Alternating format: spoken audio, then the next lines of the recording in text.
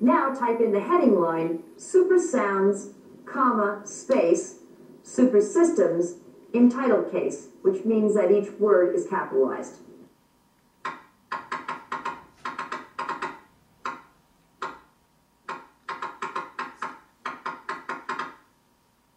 You'll now continue formatting your web page. Since this involves procedures you are already familiar with, please complete interactive exercise number 4. When you're finished, I'll see you back here in a few moments.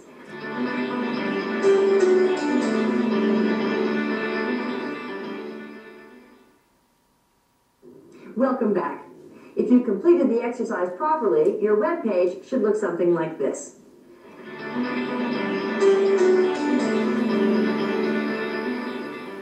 Next, you need to add Soundmobile's new product list. So scroll down until you see the new product line heading. Highlight the remaining copy in this column by clicking and dragging on all the remaining lines after New Product Line.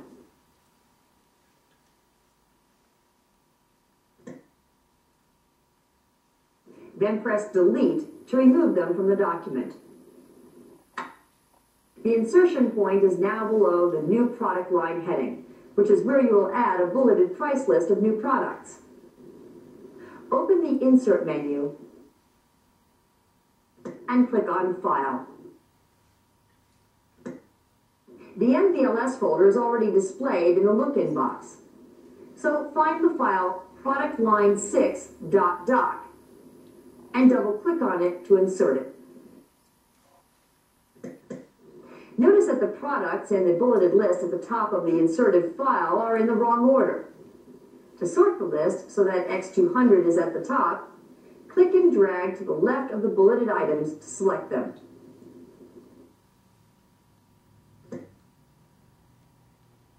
Then open the Table menu, expanding it if necessary, and select Sort.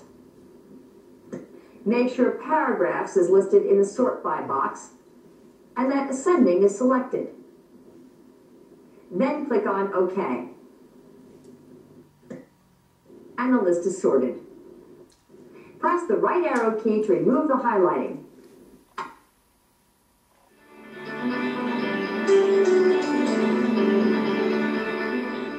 Notice that this web page looks a little lackluster and does not contain any decorative elements such as graphic bullets, colors, and so on.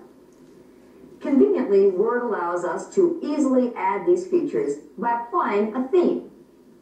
Basically, a theme is a set of pre-designed formatting that coordinates the look of your document by quickly and easily changing the background image, headings, text, and bullets. Themes also format hyperlinks, making them ideal for use in creating web pages.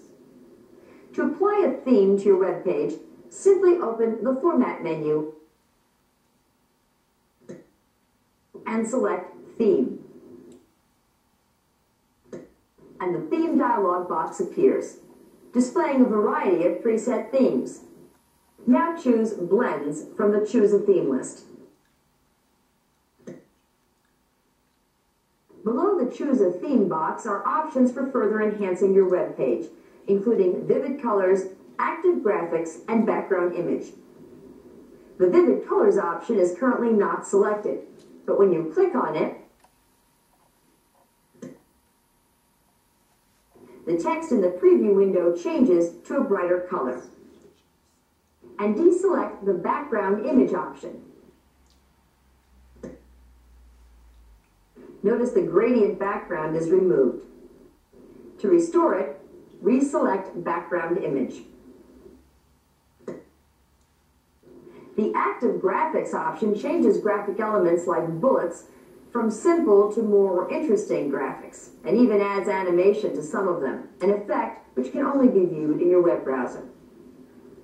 Currently, colorful bullets are displayed, but when you click to deselect the option, the bullets are now represented by simple red boxes. We'll keep the more colorful bullets, so click to reselect Active Graphics. To apply the theme to the web page, click on OK. And as you scroll up, you can see the effect of the theme's text color, bullets, and background. Your web page is starting to take shape, but you don't need the sample picture. To delete it, click on the picture to select it, and press the delete key. Then remove the picture's caption by triple-clicking on it, then pressing the delete key once again.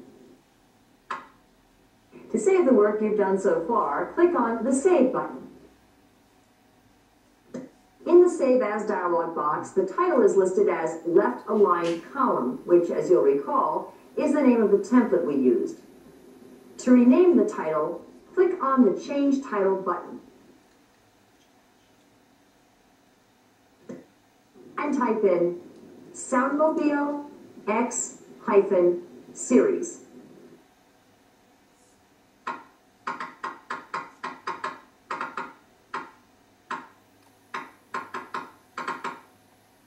Then click on OK.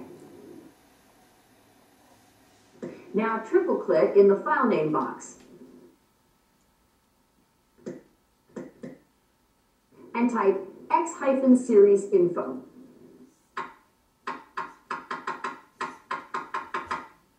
Then click on Save.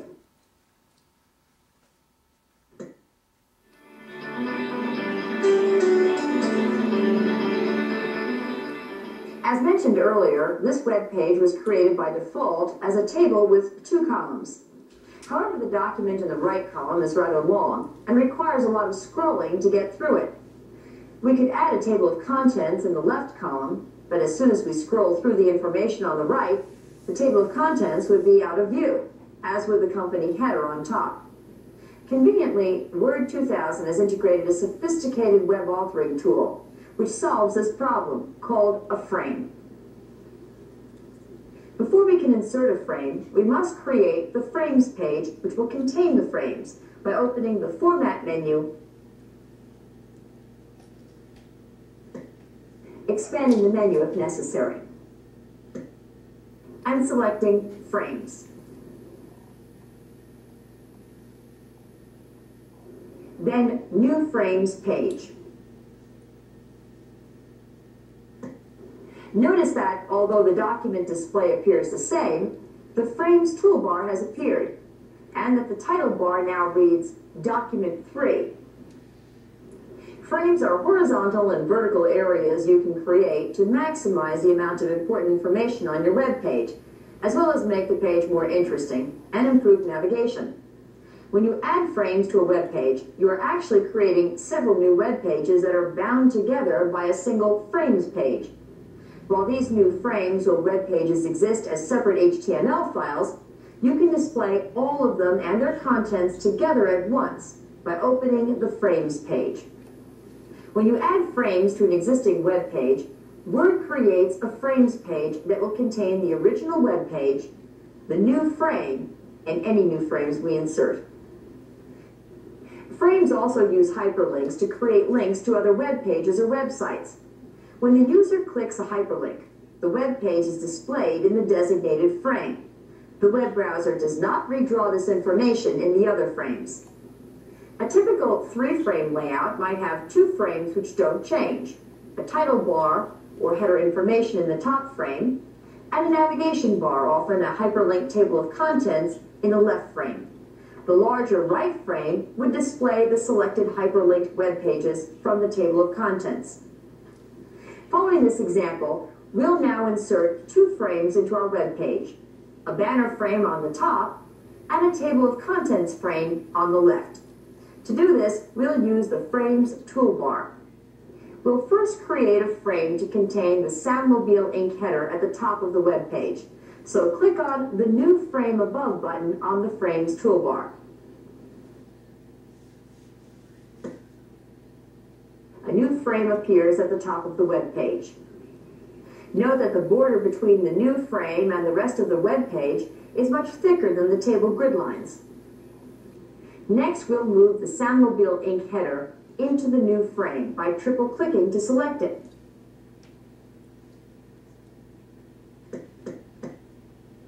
Then clicking clicking and dragging it up to the frame.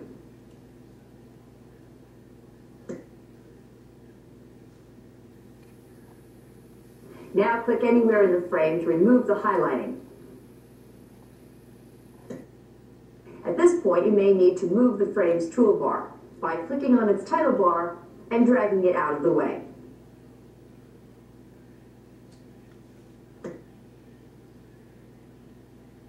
As you can see, the frame appears too large for the header, so we'll need to resize it for a more pleasing fit. To resize the frame, place the cursor over the bottom border of the frame where it turns into a two-headed vertical arrow, then click and drag it up to the cell outline just below the header.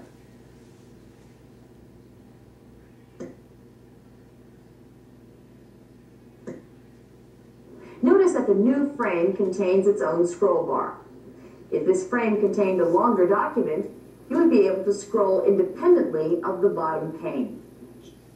Now that we've created a header frame, we don't need the top row or the left column of the table, since we'll be replacing that with a frame as well. To delete the top row where the header used to be, place the insertion point in it. Then right-click and select Delete Rows. The row is deleted. Rather than delete the left column, you'll now merge it with the right column. To do this, select the area you want to merge by clicking and dragging from the left column to the right.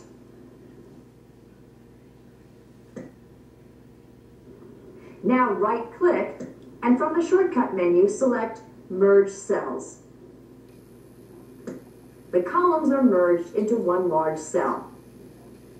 To remove the extra space at the top, click in the upper left corner of the new cell and press the Delete key 3 times.